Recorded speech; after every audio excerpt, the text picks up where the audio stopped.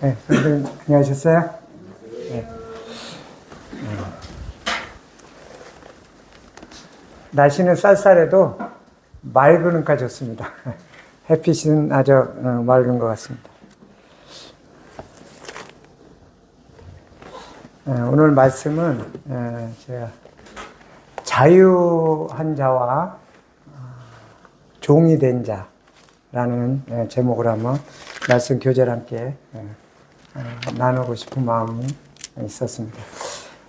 갈라디아서 4장 22절부터 26절을 함께 보도록 하겠습니다.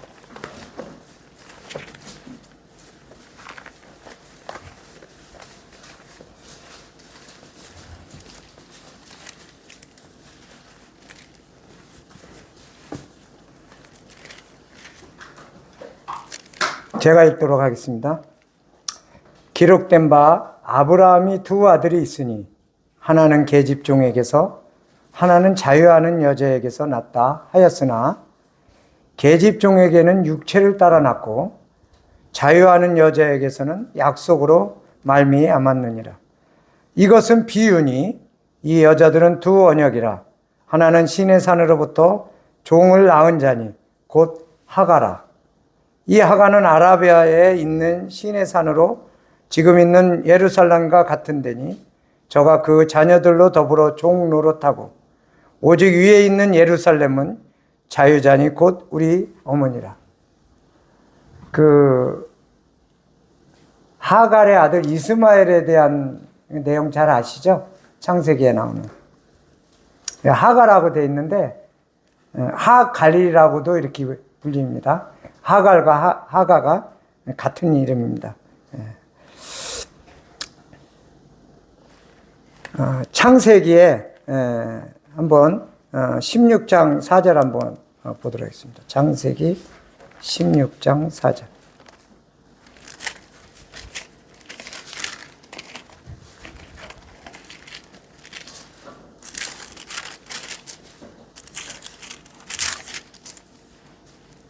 아브라함이 하갈과 동침하였더니 하갈이 잉태함에 그가 자기의 잉태함을 깨닫고 그 여주인을 멸시한대라. 이거는 어떤 내용이냐면 그 아브라함의 후손이 생기지 않을까, 사라를 통해서. 원래 사라가 주인이잖아요. 여주인이라고 그러잖아요. 아브라함의 아내 사라. 그래서 이제 사라가 자기 여종 하갈을 통해서 아이를 생산하기를 원해서 아브라함을 통해서 생긴 지금 이스마엘을 잉태한 그런 내용입니다. 근데 이제 아이가 귀한 그 가운데 이제 이 여종 하갈이 아이를 잉태하니까 이제 우쭐해진 거죠. 자기 여주인도 이제 못 갖는 아이를 자기가 가졌잖아요. 그러니까 이제 여기서 이게 어떻게 나와요? 여주인을 멸시하더라. 높아진 거죠.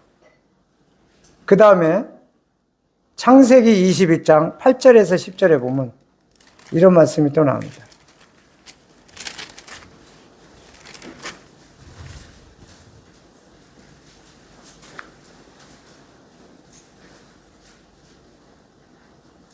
아이가 자라매 젖을 떼고 이삭의 젖을 떼는 날에 아브라함이 대연을 배설하였더라.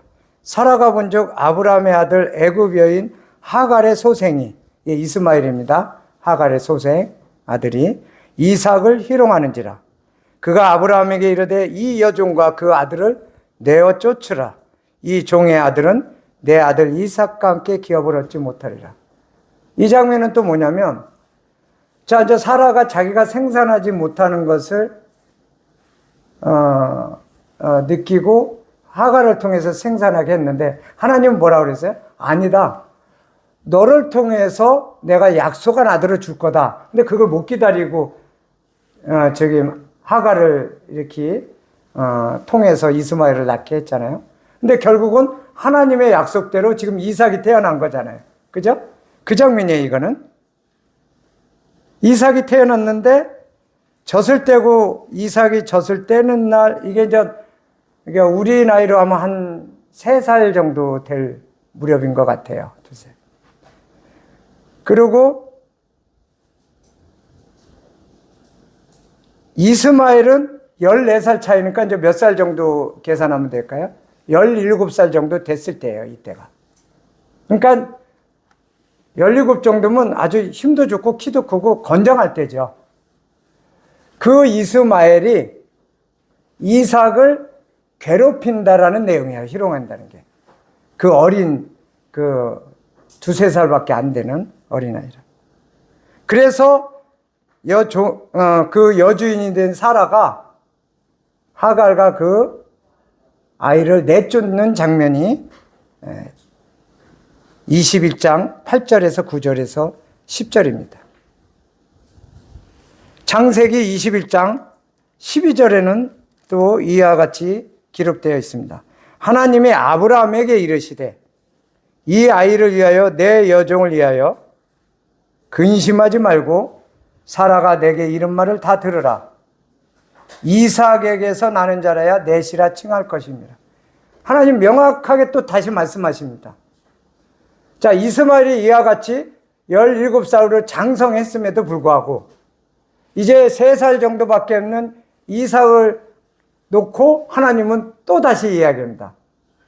이삭이야말로 나의 약속한 너를 통해 이룰 하나님의 씨다라고 이렇게 이야기하는 것입니다. 자, 우리가 이제 살펴보는 갈라디아서 4장 본문으로 다시 오면, 자, 이 일은 뭐라 그랬어요? 비유다 이렇게 말씀하십니다. 그러니까 비유라는 건 무엇인가요? 어떤 거를 통해서 어떤 거를 알려주기 위한 목적으로도 많이 하잖아요. 근데 아브라함의 자식 이스마엘과 이삭은 실제 일어난 일인데 이것을 우리가 볼 때는 하나님이 우리에게 뭔가를 말씀하시고자 하는 비유였다는 거예요. 무슨 비유였을까요? 우리가 일반적인 사람의 생각으로 볼 때는 아브라함의 소생이에요, 다. 여종을 통해서 난 이스마엘, 사라를 통해서 난 이삭. 여전히 아브라함의 소생이라는 거예요. 어떻게 보면 장자 우선주의가 되던 그 당시로 볼 때는 이스마엘이 더 우선이 돼야 된다고 생각하는 일들이에요, 일반적으로. 근데 이 사건을 통해서 하나님은 뭐라고 그러냐? 비유다 이렇게 말씀하시는 거예요. 그걸 어디서 또 알려주고 계세요? 신약, 예수님이 오시고 난 신약 갈라디아서에서 이와 같이 표현하고 있다고 하는 것이에요. 그러면서 뭐라고 말씀하시냐면 하나는 계집종에서 났다. 종에서 났다는 얘기예요. 이 계집이라는 게 중요한 게 아니라 종에서 났다는 거예요. 하나는 자유하는 여자에게서 났다. 이걸 말씀하시고자 있는 거예요.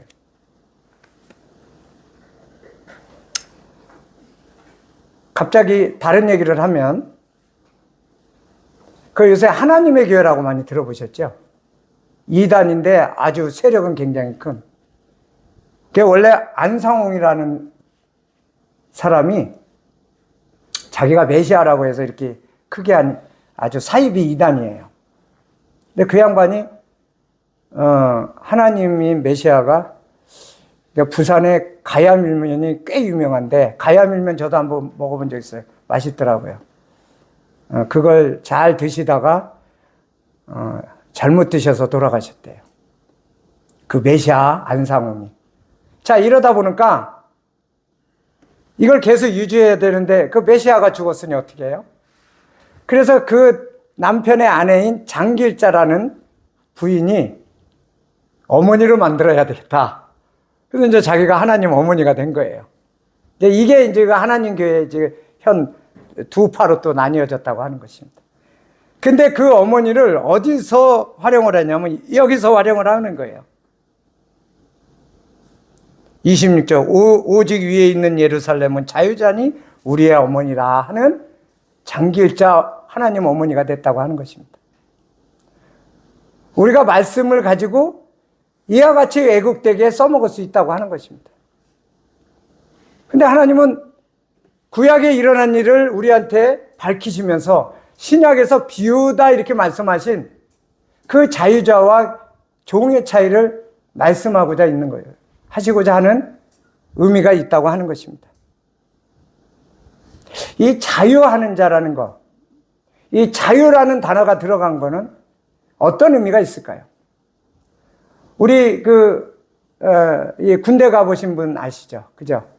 저희 때는 4개 달면은 제대할 때가 다 돼요. 병장 월급이 제가 4,300원 받았던 기억이 나는데 지금은 뭐 거의 100만 원인가 준대요. 내년이나 이후 되면 한 200만 원이면 최저임금 정도 되는 것 같아요. 그래서 제가 우스개를 한번 얘기한 적 있어요. 야, 요새 군대는 참 편하고 시설도 잘 돼 있고 예전같이 때리는 것도 없고 야, 200만 원이나 주면 다닐만 하지 않아? 아니라는 거예요. 왜 그럴까요? 우리 때같이 때리는 것도 없어요. 요새는 뭐 쫄병이 또 선임한테 할 말은 다 하고 그래요. 급여도 막 거의 200만 원 줘요. 왜 안 다니고 싶다 그럴까요? 군에는 자유가 없는 것이에요. 이거였던 거예요. 내가 먹기 싫으면 안 먹고 늦게 먹어도 되고 일찍 먹어도 되고 이런 자유가 없어요. 한꺼번에 먹을 때 먹어야 되고 내가 훈련하기 싫어서 훈련 집합하면 훈련해야 되고 내가 카톡을 가지고 놀고 좀 내 시간을 갖고 싶어도 자기 마음대로 안 돼요. 주어진 시간에서만 되는 거예요. 그 얘기는 뭐예요? 자유가 억압됐기 때문이에요. 자유가 억압된 데서는 그 어떠한 것을 주더라도 싫다라고 하는 것입니다. 감옥도 마찬가지잖아요. 삼시세끼 먹여주지만 통제된 것에서 자유가 억압된 게 감옥이잖아요. 그러니까 군대를 감옥과 같이 생각하는 거예요. 이런 환경이 주어져도. 이 자유라고 하는 거.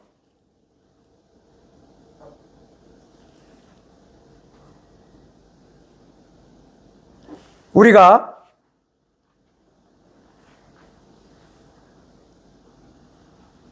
이와 같은 이야기를 많이 듣습니다.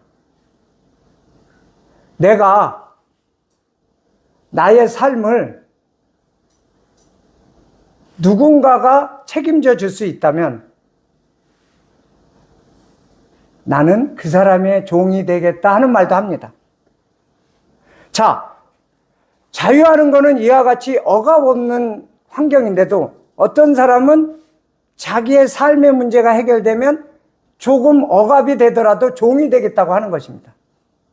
이건 또 반대의 일이죠. 이건 뭐냐면 자기의 삶이 자기가 책임질 수 없을 만큼 녹록하지 않았을 때 하는 경우입니다.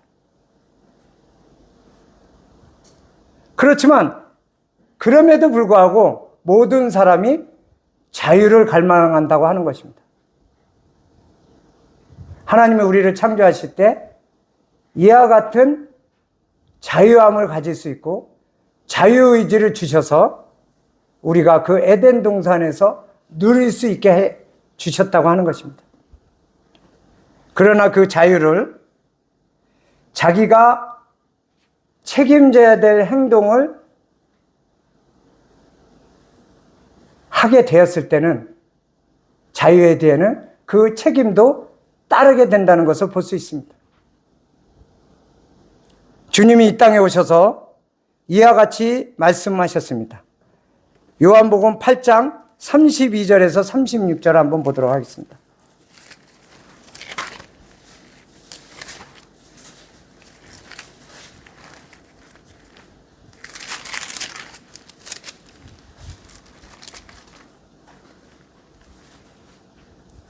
진리를 알지니 진리가 너희를 자유케 하리라.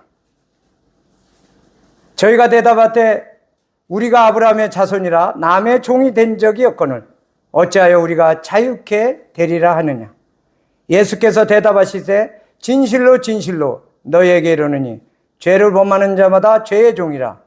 종은 영원히 집에 거하지 못하되 아들은 영원히 거하나니 그러므로 아들이 너희를 자유케 하면 너희가 참으로 자유하리라. 이와 같이 이 자유에 대해서 구체적으로 주님이 이 땅에 오셔서 말씀하십니다.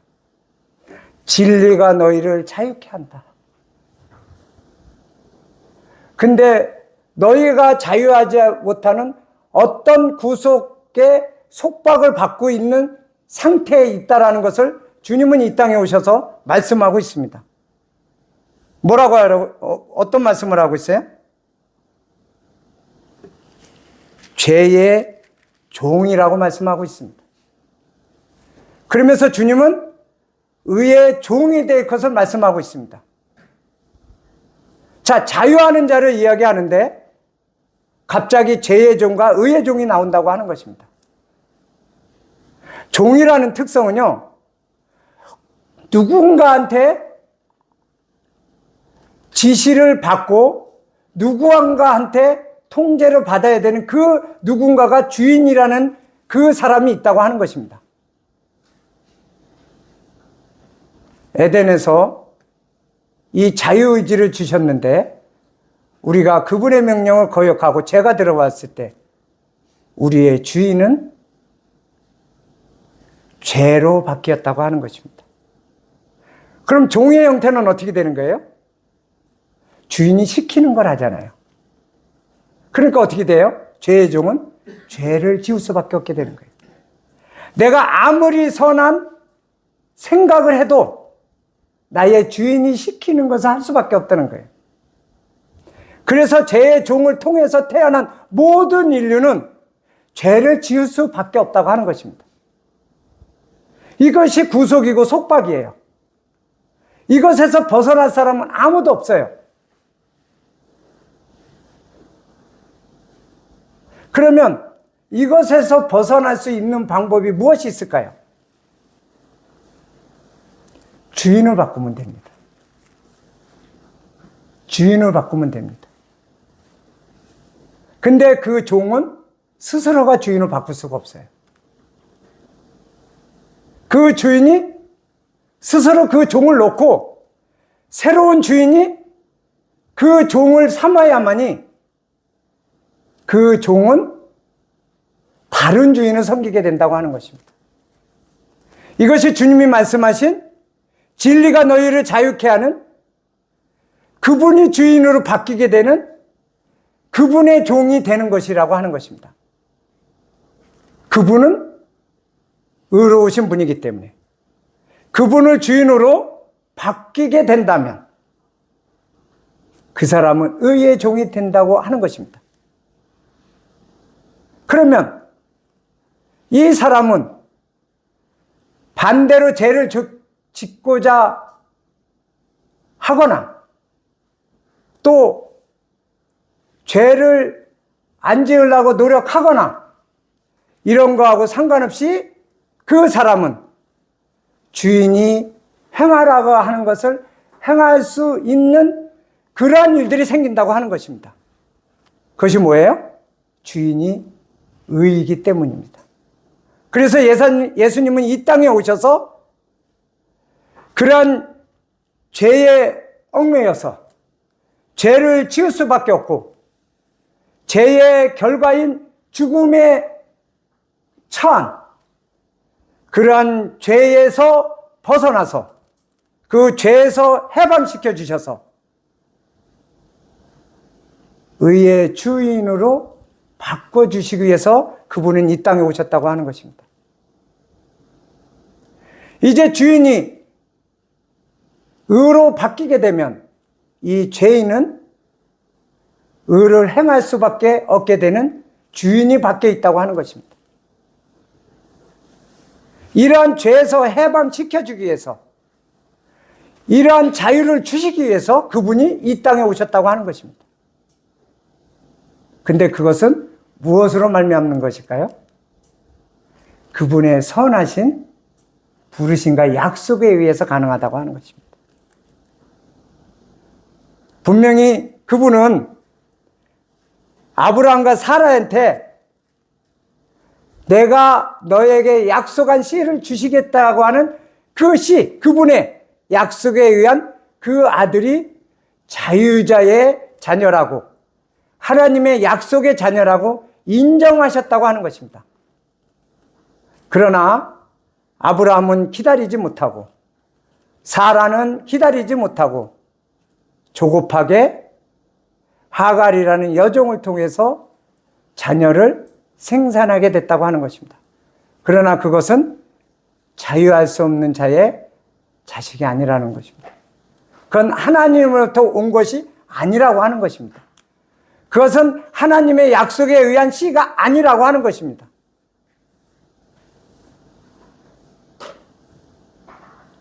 이스마엘이 17살로 장성했더라도 하나님의 약속의 축복은 그 3살밖에 안 되는, 겉으로 보기에는 아무 힘도 없어 보이는 이스마엘 17살보다 이삭이 하나님의 약속을 받을 만한 자격이 되는 약속의 후손이라고 하는 것입니다.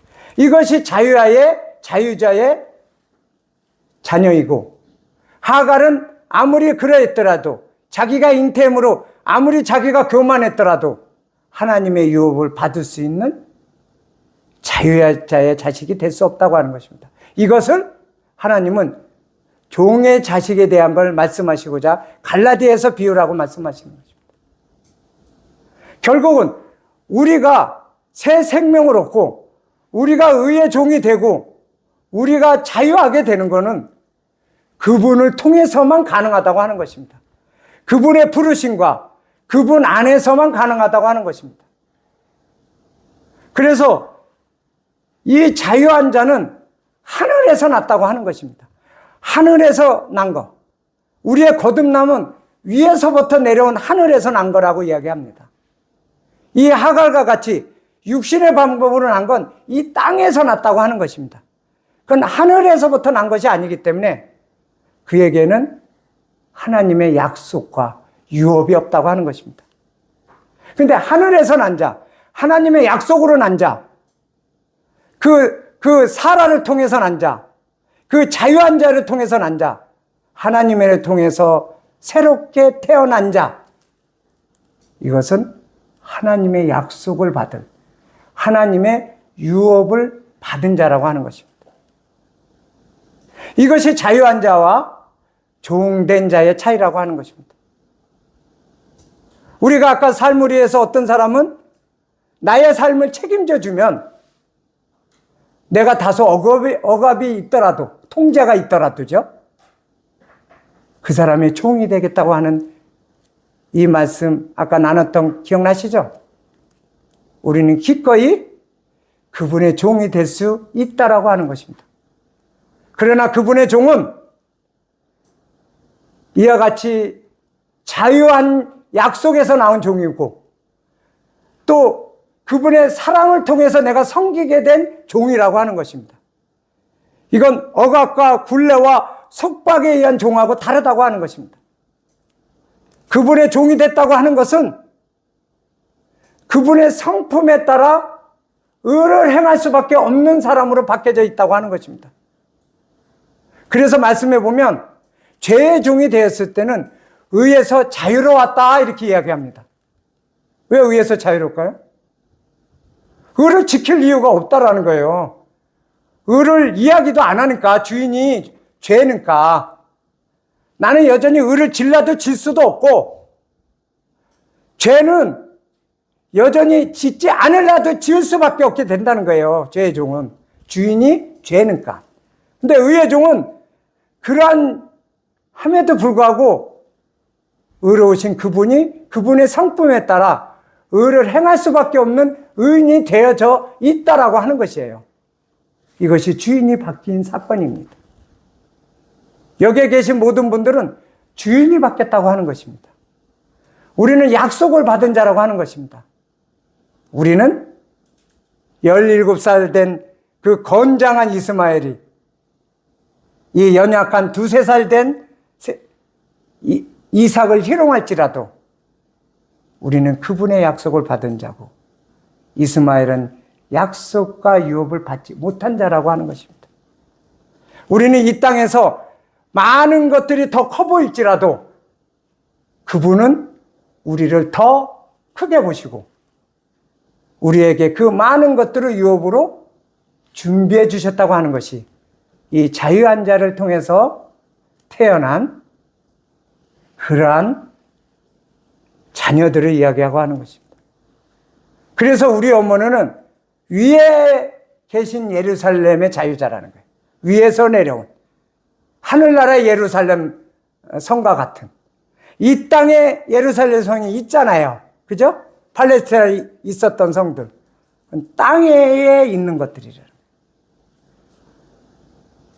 그리스도 예수님이 이 땅에 오셔서 너희들은 땅에서 났고 나는 하늘에서 왔으니 너희들은 땅의 것을 이야기하지만 나는 하늘의 것을 이야기한다는 그 말씀이 그러하다는 거예요. 그래서 그분이 내가 길이요 진리요 생명이라고 말씀하시는 것입니다. 그리고 그분이 그 진리가 너희를 자유케 한다고 하는 것입니다. 그분을 통해서 우리는 이와 같이 죄에서 해방되고 자유케 되었다고 하는 것입니다.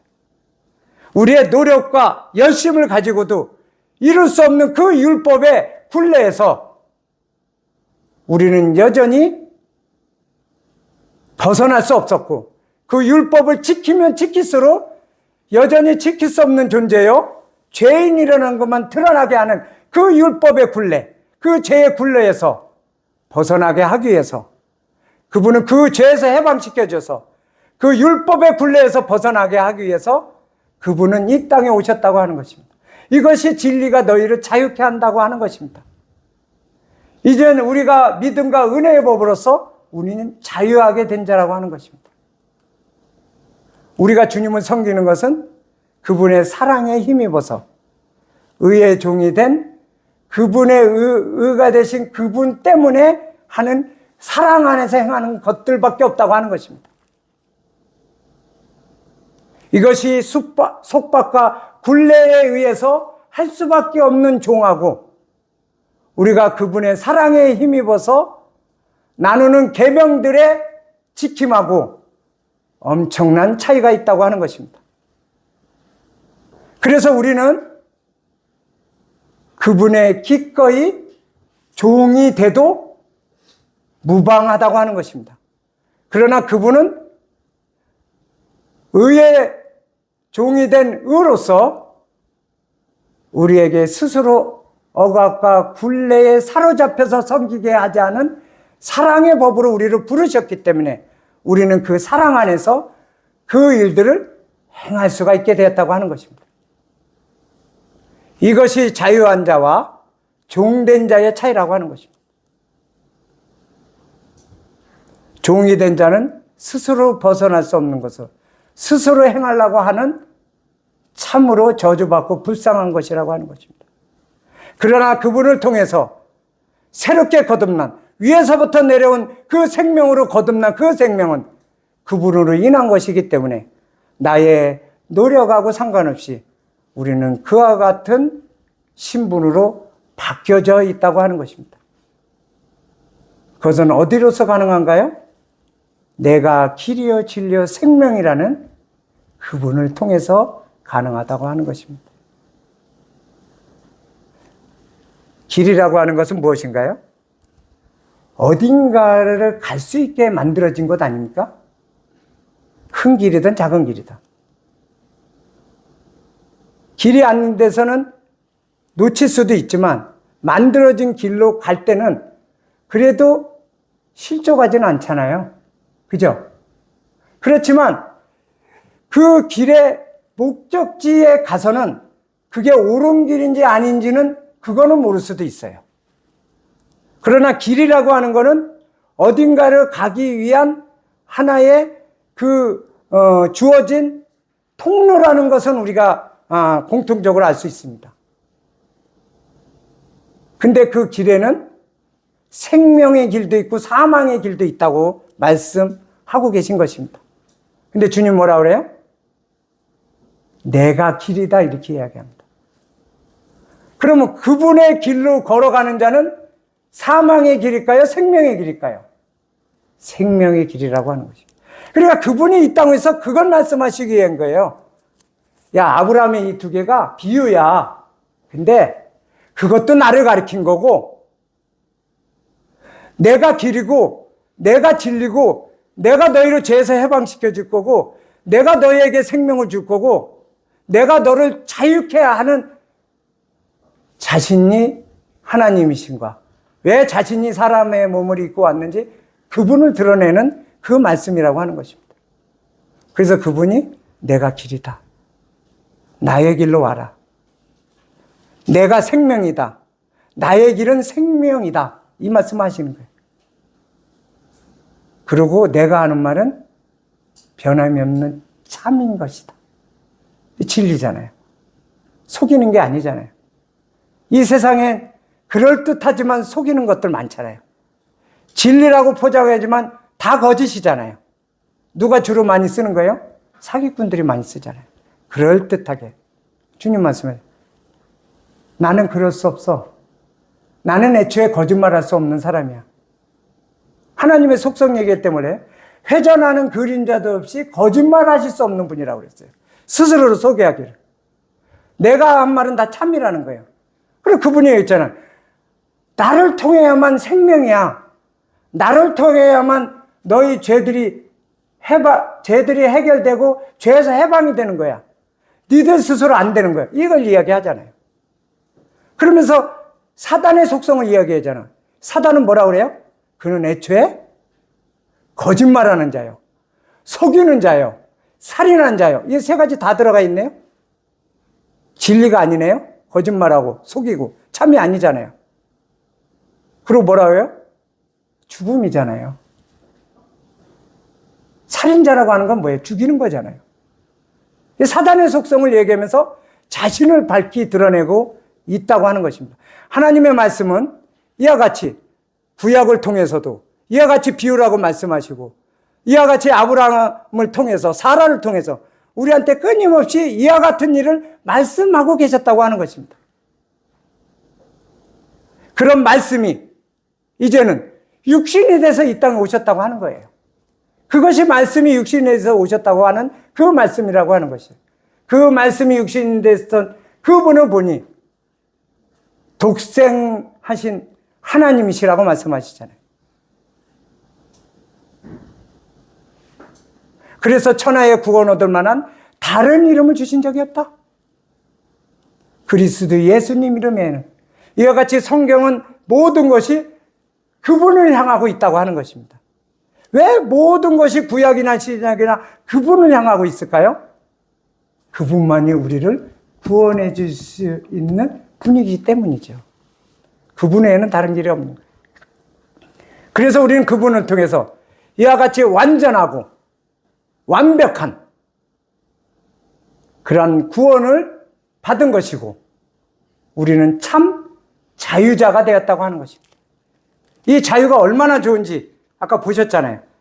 200을 주고 환경이 좋은데도 불구하고 안 가겠다는 군대. 그거는 자유가 없기 때문이라고 그랬잖아요. 우리는 이러한 자유를 가지고 주님을 섬기는 것입니다. 주님은 우리에게 그 죄가 요구하는 것처럼 억압하고 통제하고 굴레를 씌워서 우리를 이끌어 가시는 분이 아니라고 하는 것입니다. 우리의 자유로 그분을 기꺼이 기뻐하며 즐거워하며 섬기게 된다라고 하는 것입니다. 그래서 종의 특성은 율법이면서 저주를 받은 자가 되고 자기의 행위가 있을지라도 하나님의 받으심이 되질 않고 약속을 받지 못하는 자고 소망이 없는 자며 결국은 죽음밖에 없는 것이고 유업을 받을 수 없는 것이 이 종의 신분이라고 하는 것입니다. 자유자는 그분의 은혜를 입은 자고 선택을 받은 자고 믿음을 소유한 자고 생명을 받은 자고 하늘에 약속이 있는 것이고 소망이 있는 것이고 그분이 모든 것이 우리가 누릴 수 있도록 유업을 주시는 분이라고 하는 것입니다. 우리는 지금 그러한 존재가 되어 있다고 하는 것입니다. 로마서 6장 16절에서 18절 한번 보도록 하겠습니다.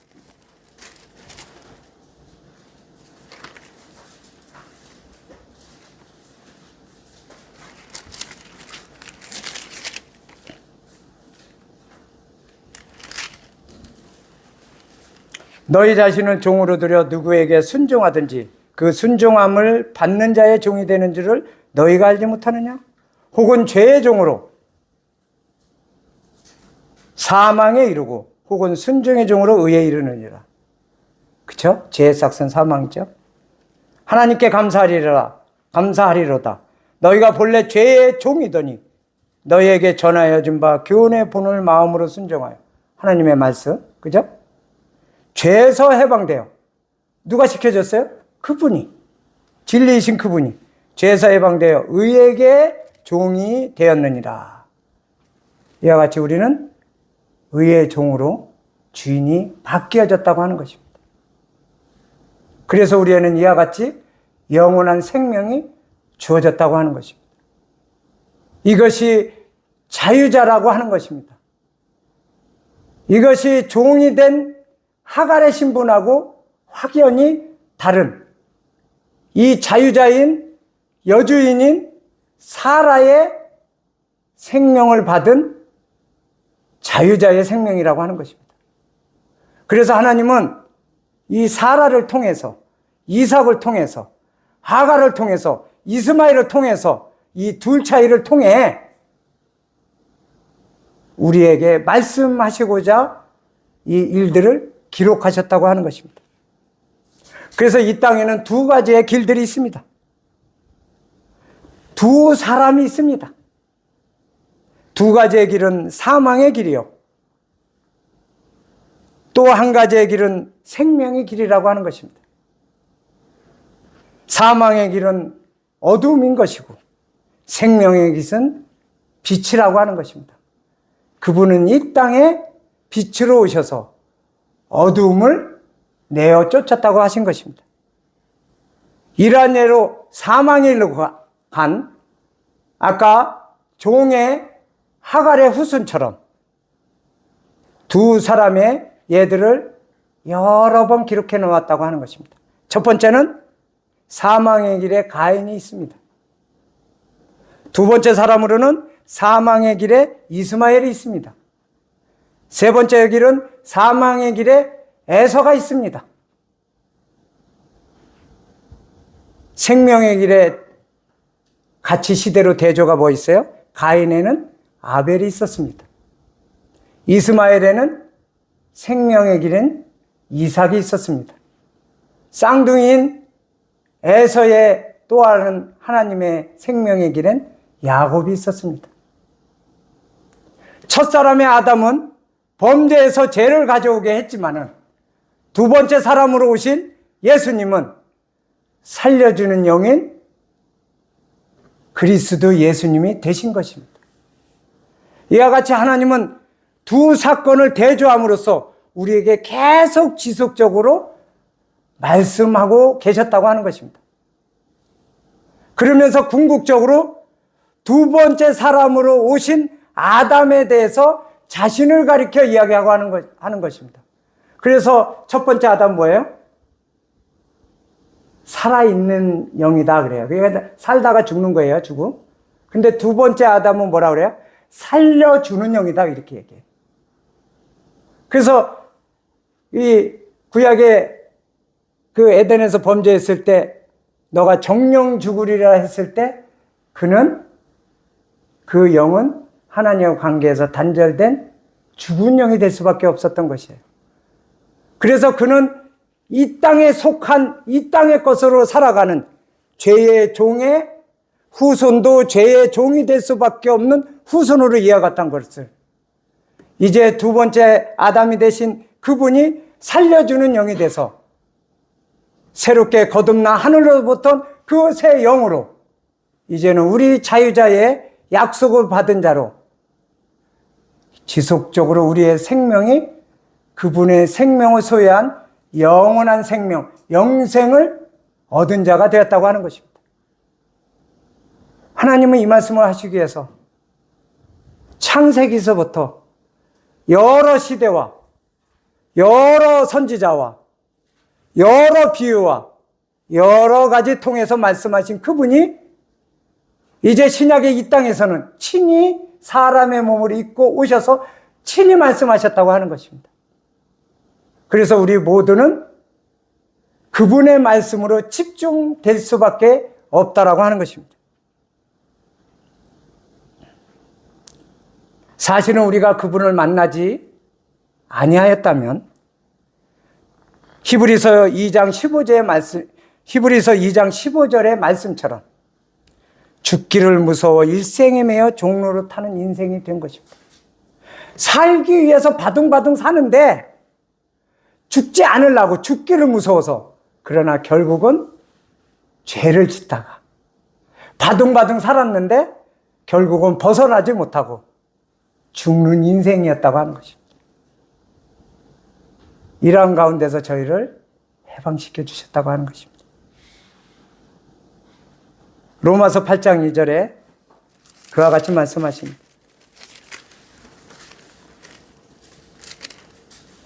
이는 그리스도 예수 안에 있는 생명의 성령의 법이 죄와 사망의 법에서 너를 해방하였습니다.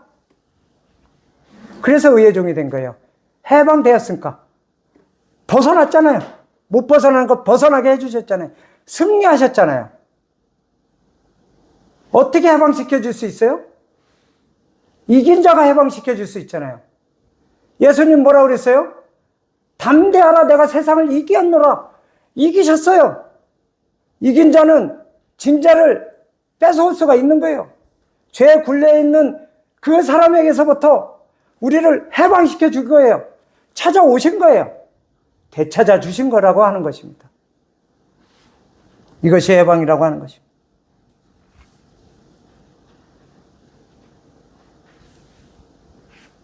이러한 해방은 그 앞에 1절에 이와 같이 말씀하십니다. 그러므로 이제 그리스도 예수 안에 있는 자에게는 결코 정죄함이 없다. 이것이 완전하고 안전하고 영원한 생명을 그분으로부터 받았다고 하는 것입니다. 결코 빼앗기거나 잃어버리거나 사라지지 않는 영원한 생명이라고 하는 것입니다. 그래서 3절에 이제 다시 또 이와 같이 얘기합니다. 율법이 육신으로 말미암아 연약하여 할 수 없는, 할 수 없잖아요. 벗어날 수가 없잖아요. 아까 영어처럼. 없는 그것을 하나님은 하지나니. 하나님은 하실 수 있는 거예요. 창조주 그분, 힘 있으신 그분은 하시는 거예요. 곧 죄를 인하여 자기 아들을, 예수 그리스도로 말씀하시잖아요. 자기 아들을 죄 있는 육신의 모양으로 보내어 육신의 죄를 정해서 우리의 모든 죄를 대속하셨다고 하는 것입니다. 그러므로 그분은 세상을 이기셨고 우리를 죄에서 해방시켜 주셨다고 하는 것입니다.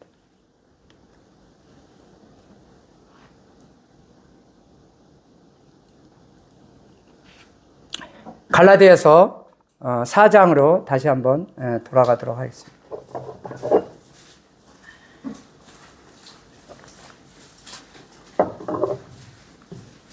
(25절에) 이와 같은 말씀이 있습니다.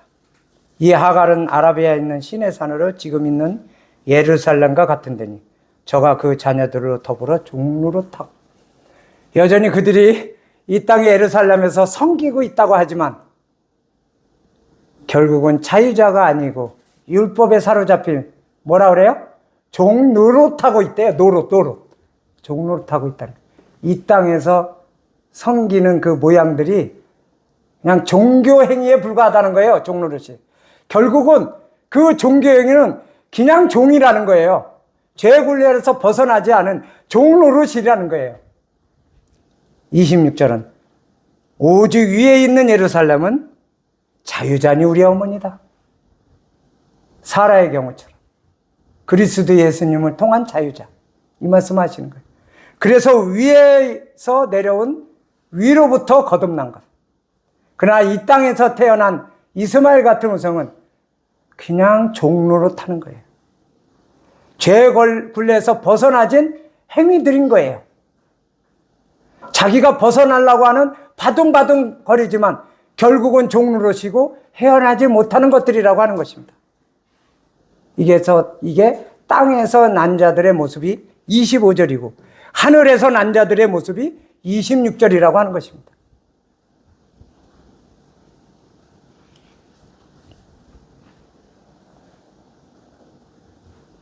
정리하고 마치도록 하겠습니다.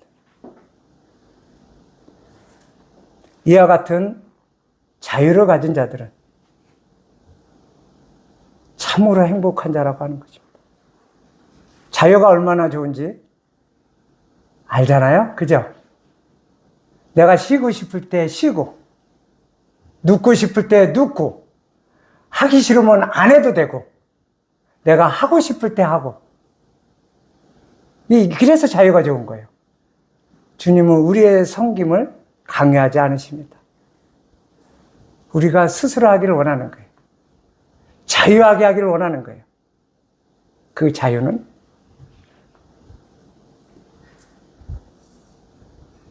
우리를 쉬게 합니다.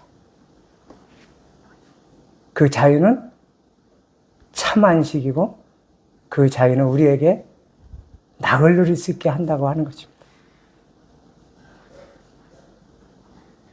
그래서 억압받는 우리를 해방시켜 주시기 위해서 그분이 오셨어요.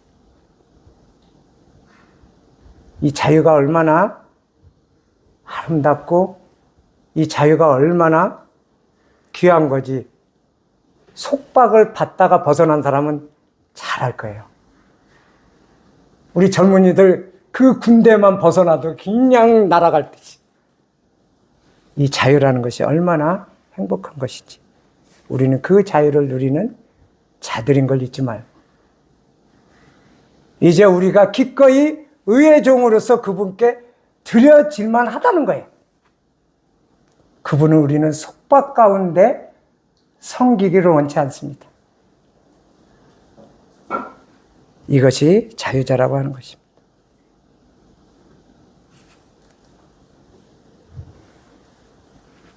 그럼에도 불구하고 자유에는 책임이 따른다고 하는 것입니다.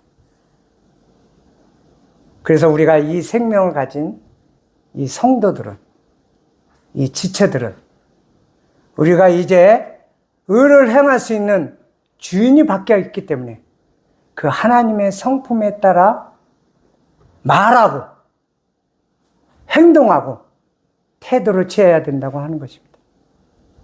어느 성도나 어느 지체가 아무리 나의 말하는 것이 옳다고 하더라도 그것으로 인해서 상처를 받는다면, 그것으로 인해서 어려움을 겪는다면 내가 하나님의 성품에 따라서 한 것인지를 생각해 봐야 된다고 하는 것입니다. 옳은 걸 할지라도 그러하다는 것입니다. 주님은 우리의 잘못됨에도 불구하고 그것을 책망한 것이 아니라 기꺼이 자기 몸을 내주셨습니다. 우리는 그 사랑을 받은 자와 같이 행동해야 된다고 하는 것입니다. 우리가 일반적으로 어떤 격동된 일이 발생을 하게 되면 격동한 사람의 일들을 이야기하는 것을 우선으로 생각을 합니다. 그러나 거기에는 왜 격동이 되었는지, 격동시킨 그 행위에 대해서 돌아볼 필요도 있다고 하는 것입니다.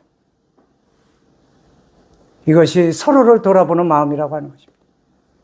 비록 그것이 옳더라도 그것이 사랑에 의해서 어떻게 전달이 되어지는지를 먼저 생각해 봐야 되는 것입니다. 그것은 하나님의 성품에 따른 배려라고 하는 것입니다.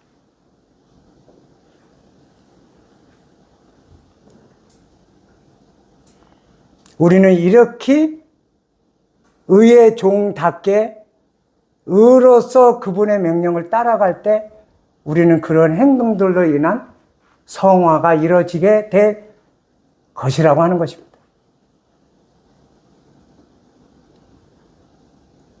우리가 구약의 그 짐승을 통해서 우리가 많이 가르치잖아요. 쪽이 갈라졌지만 되새김질 못하는 것은 가증태고, 그래서 돼지는 쪽이 갈라지지만 되새김질 못해서 가증하고, 소는 쪽이 갈라지면서 굽이 갈라졌다는 거예요. 되새김질하니까 그거는 받으리만 하고, 또 물고기로는 이 장어나 무슨 이목이나 미꾸라지 같은 거를 정결하지 않다고 보는 겁니다. 그의 특성은 조용히 더러운 흙탕물 속에 있는 행위라는 거예요. 비늘 있는 물고기를 말씀하신 거는 비늘 인해서 그 물의 세류에 휩쓸리지 않고 그것을 거슬려서 그를 뛰어넘고 튀어 올라가고 생동력 있게 움직이는 그런 것을 이야기하기 위해서 비늘 없는 것은 정결하지 않다고 말씀하신 거죠. 우리의 삶에도 동일하게 세상을 향해 분리되어 있지만 그럼에도 불구하고 우리가 이러한 행동들에 대해서 되새김질을 하지 못하면 우리는 계속 성화되어 가는 길에 걸림돌이 된다고 하는 것입니다. 이 되새김질은 굉장히 중요하다고 하는 것입니다. 내가 했었던 행동에 대해서 주님 앞에서 말씀을 통해 그분의 성품에 합당하게 행했는지를 되새김질해야 된다고 하는 것입니다. 이것을 영어로는 뭐라 그래요? 리뷰를 해야 된다고 하는 것입니다. 우리는 이제 그분을 통해서 새 생명을 얻었습니다. 이제는 우리는 그분의 성품에 따라 행하게 되었다고 하는 것입니다. 하나님의 성품에 따른 우리의 모습이 여기 서서 전하는 저를 비롯해서 모두가 그 아름다운 그러한 지체가 되어서 이 세상을 향해 그러한 빛을 나타낼 수 있게 되기를 바라는 마음이 있습니다. 이상으로 마치겠습니다.